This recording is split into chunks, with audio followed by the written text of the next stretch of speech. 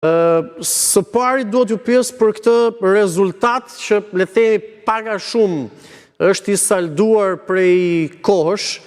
prej orësh, në një proces zgjedhor prej orësh mund të themi, diku në këtë nivel. Momentalisht, ndarja mandateve do të ishte 82 për Partinë Socialiste, 52 për Partinë Demokratike. Gjithashtu një rritje goxha e madhe e Partisë Socialiste krahasuar me 2021 dhe një rënje deri në 11 mandate Partisë Demokratike. Si e lexon, çfarë tregon kjo dhe personalisht e prisnit apo jo? Unë personalisht nga paraqikimet dhe nga bisedat që kam bërë edhe publikisht në për studio edhe me miqt, Partia Socialiste e çoja deri në 79 mandate, sepse kisha një besim të madh që partitë e reja do prodhoshin mandate më shumë. Duhet parë orët në vijim se si do reflektohen dhe çfarë votash do marrin akoma më tepër këto parti për të parë nëse do të shtojnë mandatet e tyre, por që gjithsesi edhe në rast se kemi lëvizje të nismës Shqipëria bëhet, Partisë Mundësia, Lëvizja Bashkë e kështu me radhë, ato janë vota opozitare dhe sigurisht që do të i hiqnin Partisë Demokratike mandate dhe vota. Fakti që kemi këtë rezultat tregon që qytetarët shqiptarë në radh parë kanë kërkuar stabilitetin në vend, pra janë shkëputur nga debati politik i ditës, e kanë injoruar, si të thuash, atë shohun e akuzave dhe kundër akuzave, dhe kanë kërkuar dhe kanë besuar tek premtimi i Ramës për një rrugë drejt Bashkimit Evropian.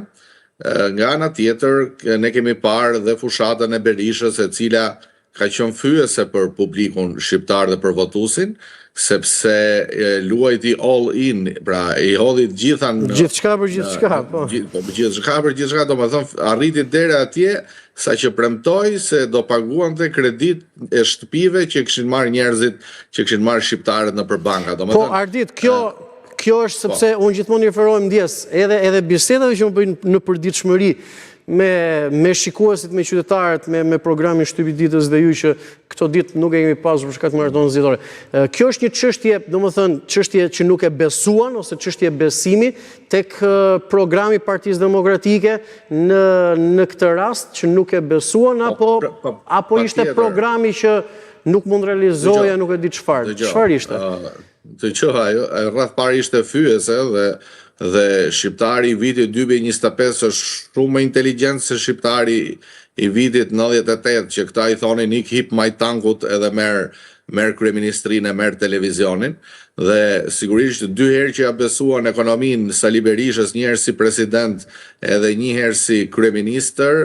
e panë se ku e çoi vendin çka kolapsi, në çfarë borxhesh e futi, edhe se si shqiptarët humbën gjithçka prej këtyre teorive edhe këtyre skemave piramidale. Normalisht imazhi i PD-s më pas gjatë ditëve të fundit fushatës, unë mendoj që u dëmtua edhe nga aktet e dhunës deputetëve të saj, mos harrojmë që Bledion Albati rrifte një shofer kamionin pa asnjë lloj arsye, ai tjetri Xhelal Mziu në Dibrë rrifti një qytetar bashkë me nipin pse më rri këtu, pse s'rri atje. Nga ana tjetër pastaj mbasi u lodhën, vajtën rranën dhe njëri tjetrin në Elbasan për t'i vënë kapakun. Dhe mos harrojmë edhe efektin e kontratës 6 miliard lekë që Berisha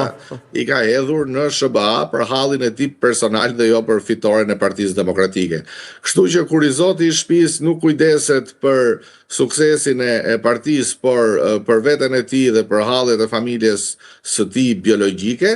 dhe jo politike, normalisht do kemi edhe këtë reflektim. Ardit, ju i rendit disa nga arsyet që pse humbi opozita. Tani them, e prisin një humbje kaq thellë, po e them këtë fjalë të thellë, sepse nga 63 mandate që ka marrë opozita në